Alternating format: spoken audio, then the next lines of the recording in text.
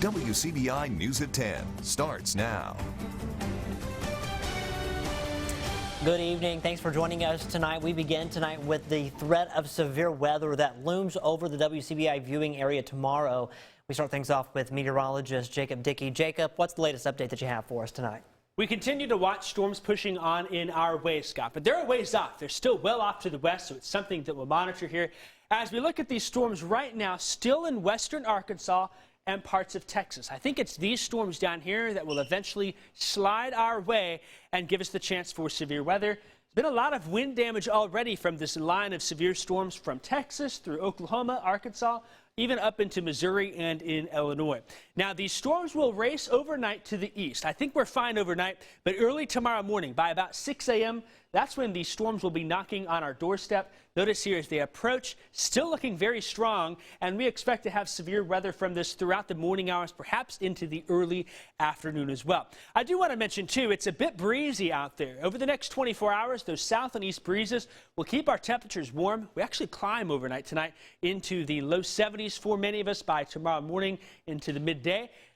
Then after that front pushes through, temperatures will start to fall. There is a high wind advisory in effect for the area, likely seeing some strong winds here overnight tonight and through tomorrow, with gusts as high as 35 and 45 miles an hour. That is not talking about the severe thunderstorms.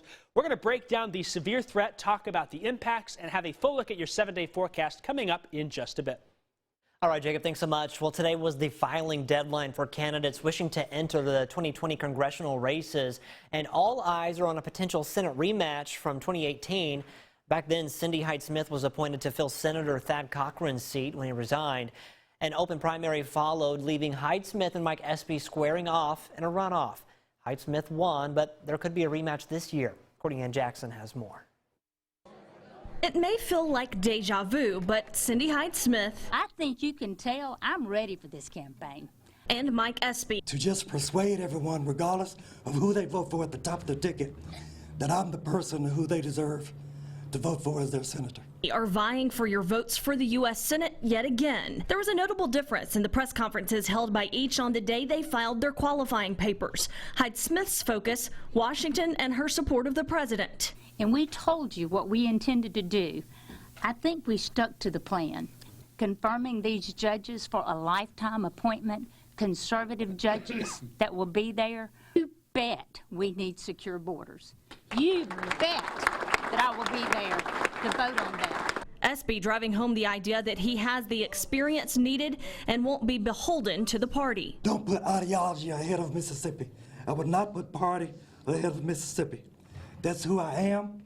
That's who I've always been. And if I'm privileged to be the next senator from Mississippi in November, that's what I'm going to do.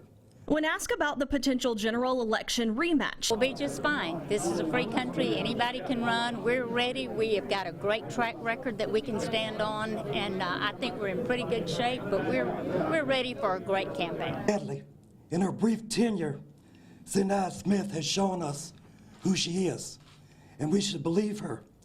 She seems to be only interested in being a follower and not a leader. She seems to be only interested in following the beck and call of her party leaders. Courtney Ann Jackson, WCBI News. Cindy Hyde-Smith will not have a challenger on the March 10th Republican primary ballot. Democrats will have Espy, Toby Barty, and Jensen Ballren on their ballot. All three ran in 2018. New tonight, the Oktibbeha County Chancery Clerk's Office is one of the latest to utilize electronic filing of court records. It's part of an effort to help save taxpayers' dollars. Our Quentin Smith speaks with the Chancery Clerk about the switch. He joins us live in the studio with more. That's right, Scott. Ever since Sharon Livingston began serving in the interim position, she saw the benefits of going digital. Now, 8 months later, she says it's making things easier, faster, and more convenient for everyone. Chancery Clerk's Office. It's another busy day at the Oktibbeha County Chancery Clerk's Office. It's been crazy today. The month of January has really been busy. But one thing that's making life a little easier at the office is the fact that all of these documents can now be accessed with a single click. In the past, we had to, when a customer would come in to have something recorded, they would have to leave it and then come back within a day or two because we had to scan the document on what we call minute paper and then run it in the chancery book, well, the deed book and the mortgage book, which can take a time to do that. Docket books like this one that were used in the past can be pretty expensive. That's why Oktibbeha County Chancery Clerk Sharon Livingston says going digital is saving taxpayers money. We've saved a lot for the taxpayers. In our docket books that we have for Chancery Court, just one of those books cost about $900. And then when we have to run the orders and stuff in the minute books, so those average anywhere from $400 to $500. So we've saved a lot of money for the taxpayers of Oktibbeha County. Livingston says going digital also helps cut down on the wait time for those trying to access certain documents and records. Everybody wants everything. A lot of times you got to go. You got to keep up and go digital. And Lowndes County Chancery Clerk Cindy Good echoes that same message. I say digital is the way to go, yes. Back in 2002 is when Lowndes County decided to go digital. And Good says her office is definitely seeing the benefits. It's keeping up with the times, basically, and it's making it easier for the public, the general public, to search the records, the land records. Also for any of our banks that need to search their land records, or real estate agents that need to, instead of running up to the courthouse and getting a copy of a deed. If it was recorded 2002 to today, they're able to access that online. With everything online, you can now access the important documents right from your home. For web links on how to access them from the Lowndes and Oktibbeha County Chancery Clerk's office, just visit our website at wcbi.com. The lockdown at state and private prisons, along with county facilities, has been lifted at most locations. This includes the Chickasaw County Regional Correctional Facility. Sheriff James Myers is not authorized to talk about the deadly stabbing death of 26-year-old Gregory Emery on January 1st. Emery was a state inmate being housed in Chickasaw County. Myers did tell WCBI the 2 other unidentified inmates that were injured in that deadly brawl have been released from the hospital. The Mississippi State Penitentiary at Parchman is still on lockdown, where state troopers continue to watch guard. Multiple investigations are underway in Pontotoc County involving an alleged incident, reportedly after a high school basketball game. Now, Pontotoc County Sheriff Leo Mask says that there is an investigation underway at South Pontotoc High School. However, he could not provide any specifics because the case does involve minors. Pontotoc County School Superintendent Dr. Brock Puckett says that Child Protective Services, the Sheriff's Department, and the school district are investigating. He says parents brought this alleged incident to the administrator's attention, and they've kept informed. Puckett could not release any other information about the incident. Will, of course, continue to follow any latest developments. An arrest warrant leads to a drug arrest of a Boonville man. Last night, Prentiss County deputies were helping Boonville police search for this man, Ronnie Shook. He was found at a home, and police say that he had methamphetamine on him. Police say he's now charged with felony possession of controlled substance and possession of paraphernalia. His bond has not yet been set. All right, we're going to send things over to meteorologist Jacob Dickey. Dickey, it's looking to be Jacob, sorry, I'm just used to calling you that. I know. Oh, gosh. Anyway, it's shaping up to be a pretty rough start to the weekend, possibly. Yeah, it will be. And I think, too, Scott, you say that when you're mad at me. I do. Probably a lot of people are, because we've got these severe storms coming on in. I tell you what, though, right here, we will keep you informed. We'll be in all night, all day tomorrow as well, having those updates. This line of storms means business as it comes on through. I'll have the latest updates for you coming up right here after the break. Your WCBI First Alert AccuWeather forecast with meteorologist Jacob Dickey. We have dealt with some scattered showers through the day today, although right now in Tupelo, not seeing any rain, just some clouds in place, with some breezy southeast winds at 18 miles an hour. It is 66 in Tupelo, 65 in Columbus, 61 in Starkville. Ackerman and Eupora are at 65 here at the 10 o'clock hour. A sign that there is some atmospheric problems, I guess we'll say, on the way when we're this warm, this late in the night. Here's what we're looking at here moving forth. As we head into the evening hours, there is a wind advisory tonight through tomorrow and into tomorrow evening. Still seeing out of the south and east winds right now from 10 to 20 miles an hour. Some gusts are even higher than that. And that is why that wind advisory is in effect. You got the first alert for that on your WCBI mobile app. Heading into the next 24 hours in the Columbus area and really across our region, overnight tonight, temperatures will warm. We'll be heading for the upper 60s and low 70s. By the time we get past that front, then, I think tomorrow night at this time, we'll be down into the 40s in our area. Now, highs on Saturday are really what we get by tomorrow morning here. Upper 60s to the west, lower 70s to the east. South winds continuing during the day, 15 to 30 miles an hour. They'll turn more westerly into the afternoon with some of those gusts as high as 40 to 45 miles an hour. The latest threat meter here hasn't changed at all. We've shown you a map a lot, but I really think that doesn't serve a good purpose. Let's use this to indicate what our threats are. It's being advertised as level 3, but that may change here in the next few hours. The impacts is what we focus on. Damaging winds is our main threat here from 60 to 80 miles an hour, and that is area-wide. Could see that tomorrow from 6 a.m. until 2 p.m. with a saturated ground that is more than enough to knock down trees, knock down power lines, and cause perhaps even some widespread power outages in the area. The tornado threat is still medium. We'll watch that here moving forth.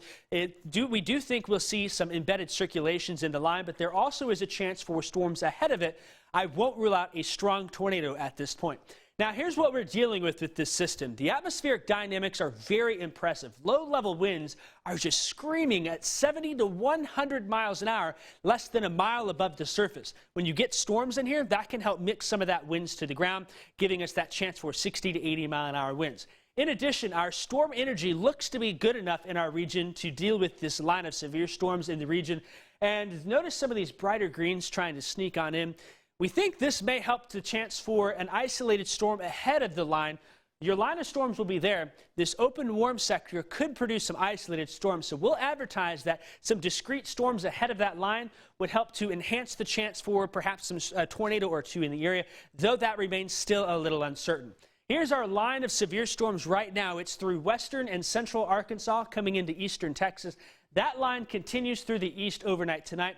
And notice what happens here as we get to about 4, 5, 6 a.m. pushing through the Delta. 6 a.m. we've got as our window of opportunity, so you'll want to set an alarm early. And this line of storms continues to push to the east. This is what we're watching for here, some of those isolated storms that could be ahead of the line.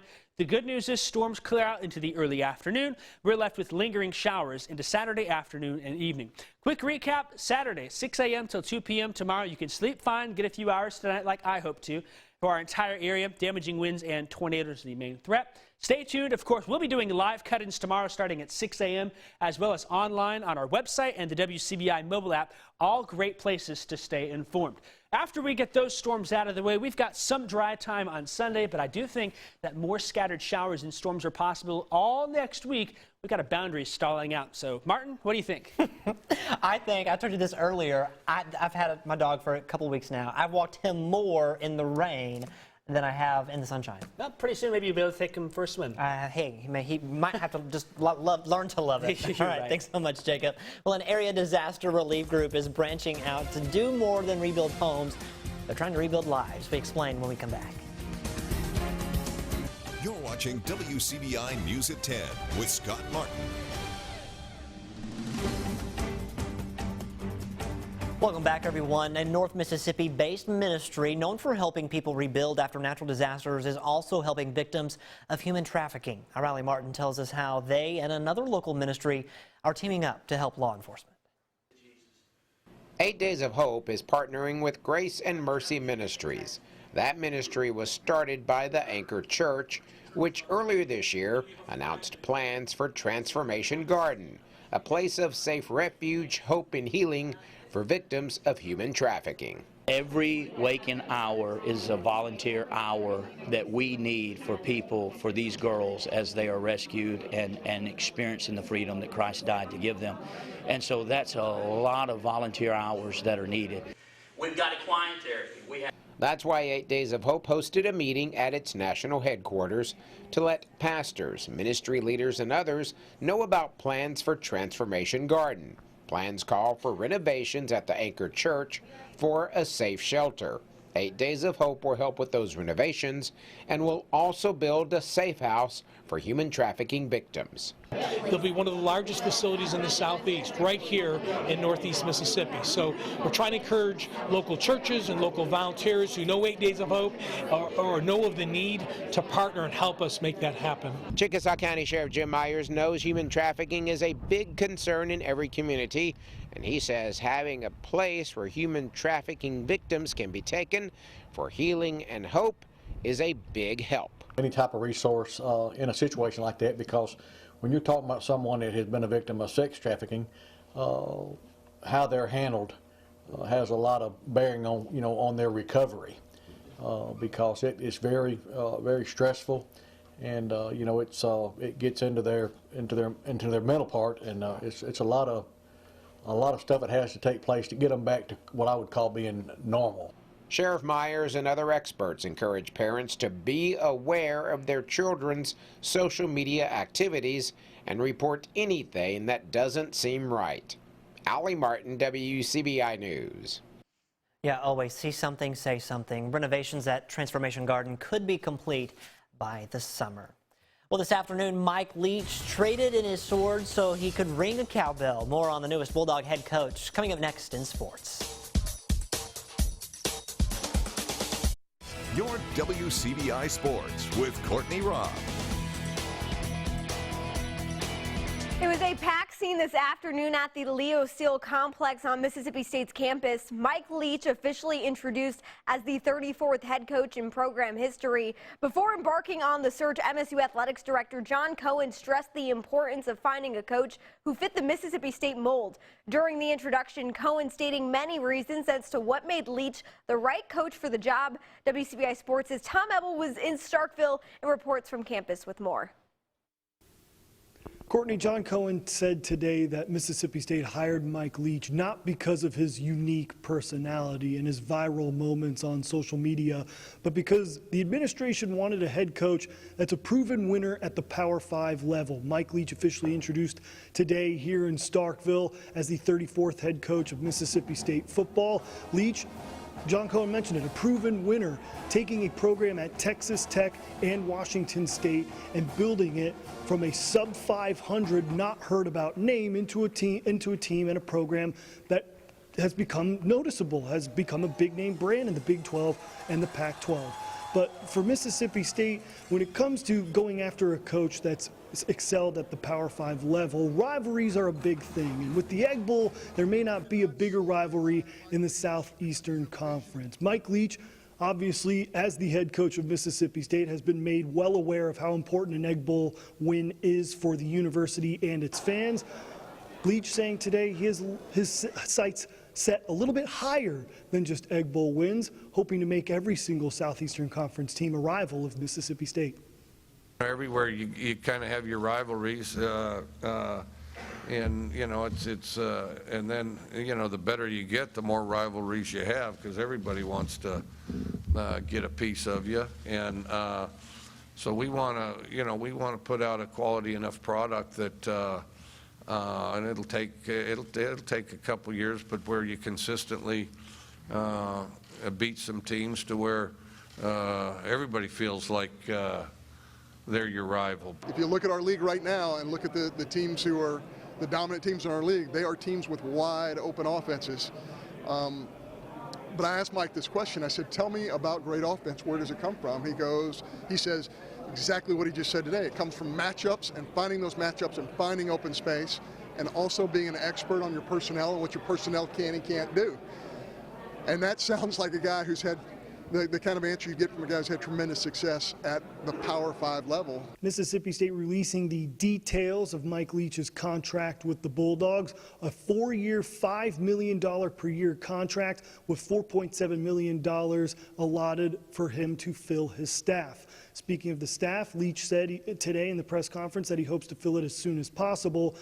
And when asked if he was going to retain some of the assistants that were already on Joe Moorhead's staff here at Mississippi State, Leach really didn't give an answer, but one of the positions he'll for sure have to fill is the offensive line coach, as Marcus Johnson is on the move in the SEC, traveling to the East. Johnson taking the same position with the Missouri Tigers. Leach also said in his press conference today that he will explore the transfer portal as a new head coach in a new SEC school at every position, not just quarterback, running back, wide receiver, that he'll take a look at the roster at Mississippi State and explore what options they have in the transfer portal to possibly improve the roster, because Leach saying at the end of the day, it's about putting the best product on the field. Reporting here in Starkville, Tom Ebel for WCBI Sports. Courtney, we'll send it back to you.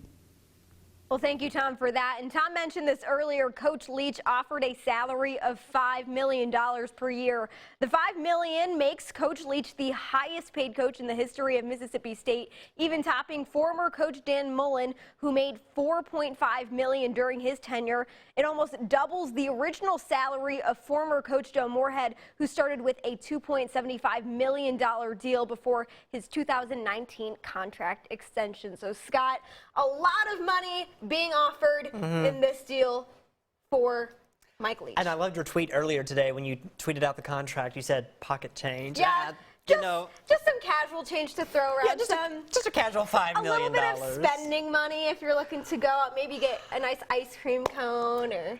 Is Coach Leach trying to take us to J. Broussard's or something? When I meet him, I'll ask him. Right, perfect. All right, thanks, Courtney. We'll have lots of Christian forecast when we come back. The mobile app and on our website for live coverage. In addition, if you're not sure what to do with storm shelters, things of that, great resource, wcbi.com/safety. Yeah, make sure, if power does go out, make sure all your devices, laptops, and all that stuff are charged up just in case, so you can pull us up on your laptop or something. Smart thing to do, and we'll be here all night and tomorrow keeping you updated. Yeah, it'll be a long day. Stay safe, everyone. Thanks for joining us tonight. We'll see you tomorrow.